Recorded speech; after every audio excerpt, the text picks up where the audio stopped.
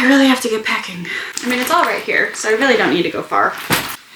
Always take the slippers, always take the slippers. I never thought of myself as the last minute packer type, and yet here I am 24 hours before a flight to Europe and haven't even cracked open my suitcase yet.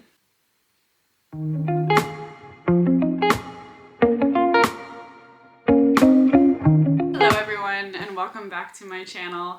Today I'm going to be sharing with you my travel essentials because I leave tomorrow for a trip to France and Italy, which I am so excited about.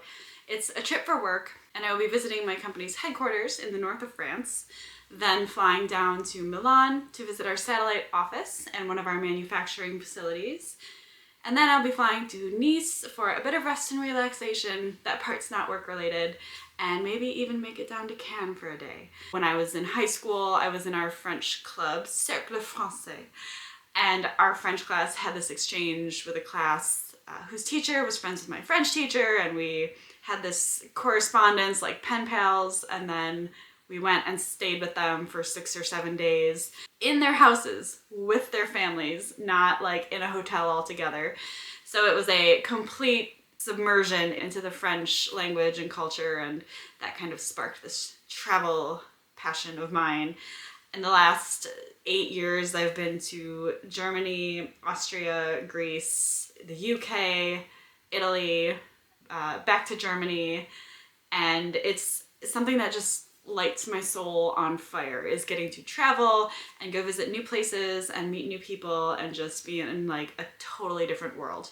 So today, what I want to share with you are the travel essentials, the things that I think make travel go so much more smoothly and just make it so much more comfortable, whether you are going to Europe or if you're just going to the East Coast or heading out to visit friends in Colorado or visiting whatever. These are just some of my top travel essentials to make your life a little bit easier when you're on the go. First and foremost, I have to say this video is not sponsored, but a lot of these products, I will say, I would love to be sponsored, so reach out to me if you are associated with these brands. But first of all, we have the Lululemon City Adventure bag, and this is one of their belt bags, so it's a very easy clasp. As you can see, it just pops in around your waist. Disco bag, fanny pack, whatever you want to call it. It's really handy though because it's got a front pocket and then it's got the big pocket, and it keeps everything very close to your person. So if you're weary about people taking your passport or people pickpocketing you, this is something that puts everything right front and center to carry with you. So I always take this when I travel, even honestly, even to trade shows. Our industry has a ton of trade shows all over the country. Supply Side West, Supply Side East, Natural Products Expo West, the National Restaurant Association, anything dealing with supplements or functional foods that my company deals with, I am likely going to the trade show. This is incredibly handy. Next, I have these luggage tags, which I'm only mentioning because I literally just bought them yesterday. I had to go to Target to get some things and I was excited to leave the house for the first time all week, being that it was so cold here. These luggage tags are by Open Story, who are Target's kind of in-house travel brand, and they're silicone. They have a little card that pops out on this side and makes it very easy to fill out your information. I've never been a luggage tag person because, to be quite honest, I do not check bags. I tend to go the carry-on personal item and that's it route. However, on our flight from Italy last summer when we were engaged, on our way home they weighed our bags and then they made us check things based on weight. So unfortunately, we did have to go through baggage claim and all of that, which if you don't have luggage tags, it can be rather inconvenient. Speaking of open space, Target also sells this backpack, which I have used for every business trip, every vacation. Whether you have a laptop or not, it's very handy to have. It has tons of pockets in the front, a couple different sizes, and then it's got a main front pocket here. And it also has a padded pocket in the back with a laptop sleeve. It also has these pockets on the side where I usually just pop my cell phone while I'm running around. It also has a money pocket on the strap for easy access without taking it off. And it's great as a personal item on an airplane. I usually travel with my laptop just because I'm generally traveling for work, so it's very handy to have. Slides right under the seat in front of you on an airplane and makes it very easy to access anything you need during your flight. Next, I can't show you because I'm using it, but I plan to take my vlog camera. I'm very excited to vlog. This is the first time I've ever traveled that I've actually been taking video and not just pictures. So very excited to see how that goes in a foreign country. But I did want to show you this charger I found on Amazon. It's a Sony travel charger. So I have one battery that came with the camera. I have the Sony ZV-1 Mark II. And this is just an extra battery along with a really small travel charger. It'll fit very easily into my backpack.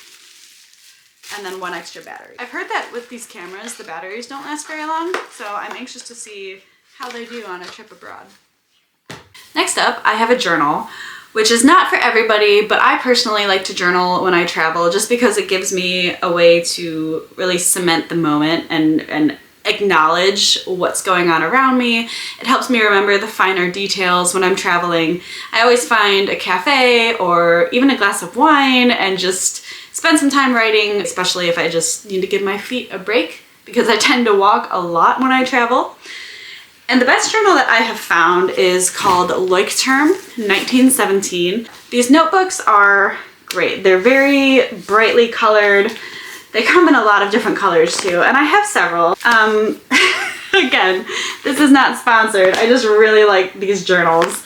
I have one that was for London. You can see that I have all of my maps and postcards and business cards and all kinds of goodies that I got during that trip tucked away. My day-to-day journal, my wedding journal. It's got a lot of our details like potential guest lists and venue information and all of that inside. And this one was for Italy. My fiance and I got engaged last year. And I like these notebooks because they have page numbers, and then in the front they actually have, let's see if I can show you, a table of contents. So it's really handy, especially if you know it's going to be something that you write quite a bit of information in, just to help you find your place. It's got a nice elastic strap, bookmarks. They're just great. You can buy them on Amazon. I bought a few of mine at Barnes & Noble, and I personally prefer them to the Moleskine notebooks. Have your passport, because you're not going to get very far without it. Next, and you don't always need to take this, I suppose, especially if you're not traveling for business, but because I do frequently travel for business, I also have in my agenda. You've seen me writing in this in my vlogs, but I like to just keep a very thorough schedule of everything that I'm doing. And when I have my agenda with me, it makes it very easy to keep track of who I'm meeting with, when, hotel numbers, flight times. It's very helpful to have. So this is from Target, I believe. This is one of their day planners, and it was pretty inexpensive. Next up, and this is really only for the flight, is a book that I'm currently reading, and this one is called The Bloater by Rosemary Tonks. And it's one of those that the New York Times suggested in their book review. It's not one that I've heard much hubbub about, but I read it in the book review and I thought, you know what, it sounds interesting enough. And I just think that Rosemary Tonks is a very unique writer. I kind of like the fact that near the end of her life, she quit writing, and I think she converted to a different religion, and then she recounted all of her works and she tried to find all the novels that have been published and take them off the market. And I think if the writer has an interesting story, how bad can the books be? You should always have a pair of slippers with you in your hotel room. I don't care if you say you don't have enough room in your bag, you do. The amount of bacteria and just nasty stuff in the puddles on the sidewalks. And you're walking around in that all day in your tennis shoes, and then you come to your hotel room at night. You can't tell me that that nasty stuff is not then getting into your bare feet when you take your shoes off to go get in the shower. So take your slippers with you. On a healthier note, I found these sport tabs in London, but they also sell them in Kroger in the US. These are a type of hydration drop, and they are kind of along the same lines as Alka-Seltzer. So they're these tablets that you just pop into a glass of water. It fizzes, and supposedly it helps you stay hydrated. It's got all kinds of good vitamins and minerals. Great to throw in your bag. I feel like they actually do help. They have ones that are for energy, they have ones that are for immunity, and you can find them at Kroger, Walmart, whatever you have near you. And they don't take up too much room in your suitcase. The next thing I want to talk about isn't so much something that you can just throw into your bag, but it's something that you really need to start looking at in advance to prepare yourself and learn, and that is language podcasts. Now, I've mentioned that I am a language person. I speak several different foreign languages. Fortunately, pertaining to this trip, I do speak Italian and French. But how I learned was actually coffee break Italian.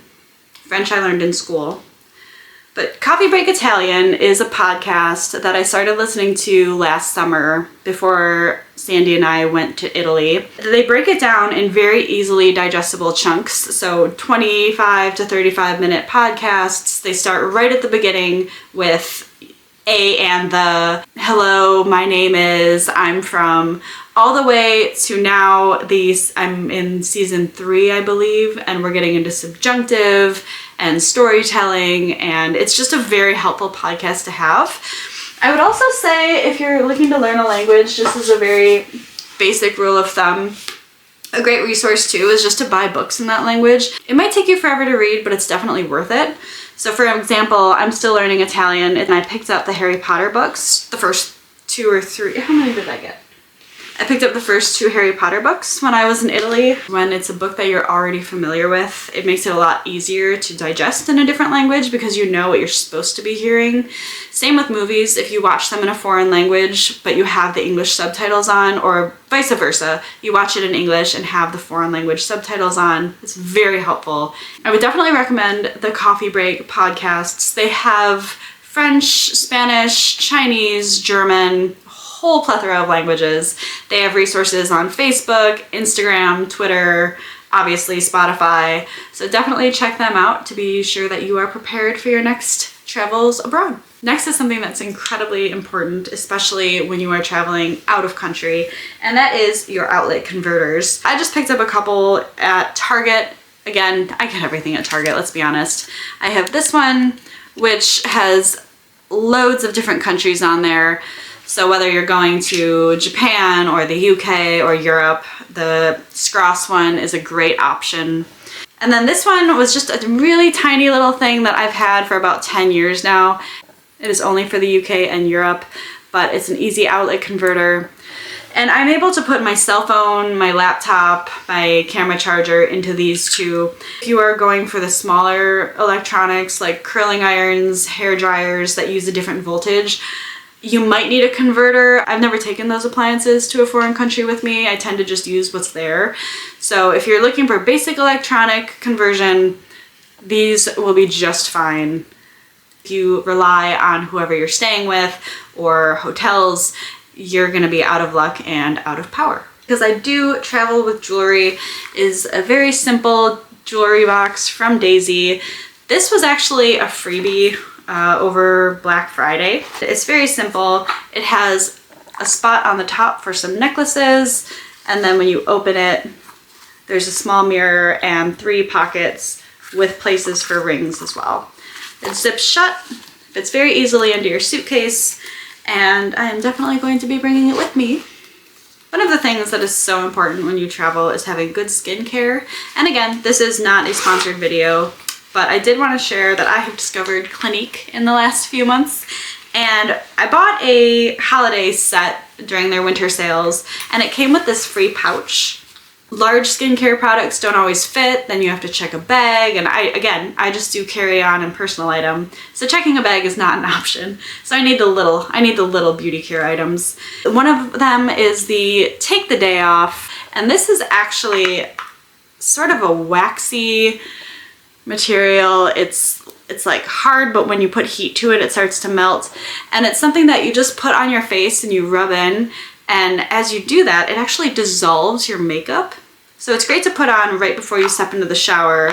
I just apply it over my entire face, and then when you get in the shower, everything comes off. You don't come out of the shower looking like a raccoon, and your face feels refreshed and ready to go.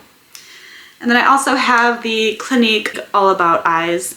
And this is a brightening product that reduces circles, puffiness, anything from effects of jet lag to just having been up too late in another country. When I'm traveling for business especially, I like to be very wary of how tired I look, especially when you're meeting people for the first time. You want to make a good impression. And so this is something that I have found it actually does kind of brighten up your face. It just makes you look a bit more approachable. And those are the two that I always keep with me when I travel. While we're on the topic of beauty products, is that I do not travel with perfume. I know that some people do go out of their way to find the travel perfume bottles, or I have even used the rollers in the past. But lately I've been taking a different approach, and it's a little bit of a hack. When I travel, I actually use the little freebies that you get at Ulta or whatever retailer that you're buying your perfume at. And right now I have the Miss Dior and the Chanel No. 5. And so I'll pop these in my bag just so that I have a little bit of a spritz when I go out wherever. Finally, we have something that is very important, especially if you are going to be listening to any kind of podcast or music while you're traveling, and that is a good pair of headphones. I personally prefer to keep the wire. I know a lot of people have gone the Bluetooth route now, but I don't trust myself yet. If I got AirPods, they would just fall out and I would lose them. Like, I am 100% the person who would lose their AirPods. I like the wraparound kind. They go over your ear, they stay put while you're working out, and they're very handy if you want to watch a movie or listen to music or study some Italian on the plane. As far as things like body wash, shampoo, conditioner go, I really don't pack those when I travel abroad.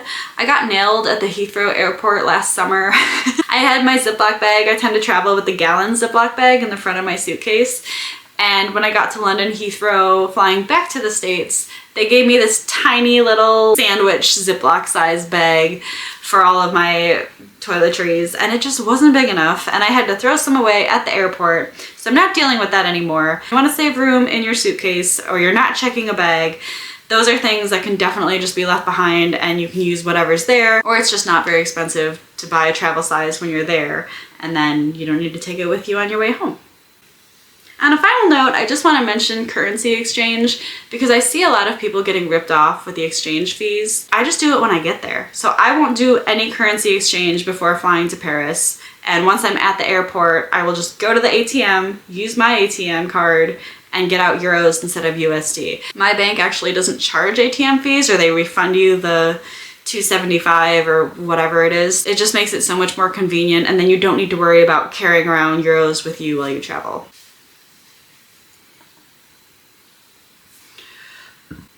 And that is all for my travel essentials. I hope you found this video useful. If you did, please leave a comment down below. Be sure to like, subscribe, and stay tuned for new videos. Ooh.